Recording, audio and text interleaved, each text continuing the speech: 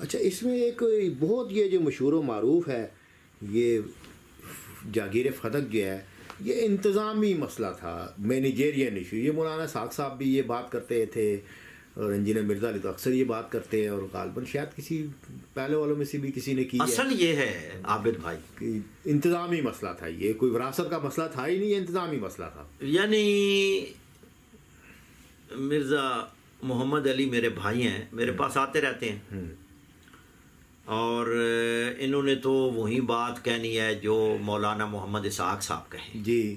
مولانا محمد اسحاق صاحب بھی میرے پاس تشریف لاتے تھے ادھر. اچھا. کئی دفعہ آئے. اچھا. اور میں بھی گیا تھا ان کے پاس جب وہ کریمیہ مسجد میں امامت کے فرائض سر انجام دے رہے تھے. تو میں گیا تھا ان کے پاس. اچھا.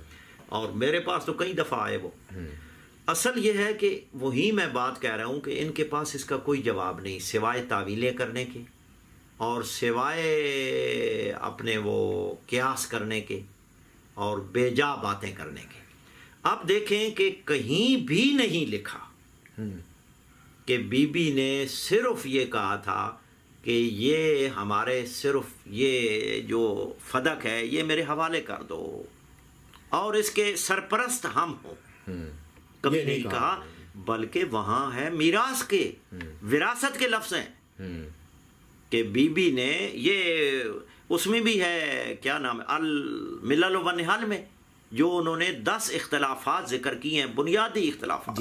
حضور نبی اکرم صلی اللہ علیہ وآلہ وسلم کے آخری زمانے میں جو اختلاف ہوئے، یعنی حضور کی زندگی میں جو صحابہ کرام نے اختلاف کیا حضور سے، اور بعد والے جہاں وہ چھٹا اختلاف لکھا ہے انہوں نے کہا کہ بی بی نے 2 دعوے کیے تھے. دعویٰ فاطمہ تھا. اچھا. تملیغ کا بھی کیا اور وراثت کا بھی کیا. لہٰذا حدیث کی کتابوں میں، اور میں حیران ہوں مولانا اسحاق صاحب پر، اچھا، کہ کم از کم بخاری اور مسلم ہی پڑھ لیں، اپنی سیاہ ستہ ہی پڑھ لیں. اس میں تو لفظ وراثت ہے کہ حضور کی یعنی وراثت جو تھی ان کے باپ کی، اس میں سے خمس مانگ رہی تھی، فدق مانگ رہی تھی. وہ تو وراثت کا مسئلہ تھا، نہ یہ مسئلہ تھا جی کہ ہماری زیر نگرانی. یہ اصل سب سے پہلے جو یہ شوشہ ہی میں کہتا ہوں، یعنی غیر اس کی کوئی یعنی بنیاد ہی نہیں ہے، اساس ہی نہیں ہے. یہ علامہ سمہودی نے وفا الوفا میں لکھا. اچھا. اس کے بعد غالباً انور شاہ کاشمیری نے اس کو اٹھایا ہے، اور مولانا محمد اسحاق صاحب بعض یعنی تفردات ایسے کرتے تھے کہ ایسی، تو اس کی کوئی حقیقت نہیں ہے. وراثت کا مسئلہ تھا، ہبہ کا مسئلہ تھا، اور بالکل یعنی ہبہ تو ثابت ہے، یعنی صحیح و سند سنی شیعہ حدیثوں میں ہبہ بھی ثابت ہے، وراثت بھی ثابت ہے. تو پھر بی بی کس طرح کہہ رہی تھی کہ جی صرف یعنی ہم اس کے نگران ہوں، مال یہ مسلمانوں کا ہی ہے؟ یہ تو ہو ہی نہیں سکتا، یہ تو نص قرآن کے خلاف ہے. جبکہ قرآن سورہ عشر کی جو آیت ہے 6 آیت، وہ تو کہتی ہے رسول کی ملکیت ہے خاصتاً.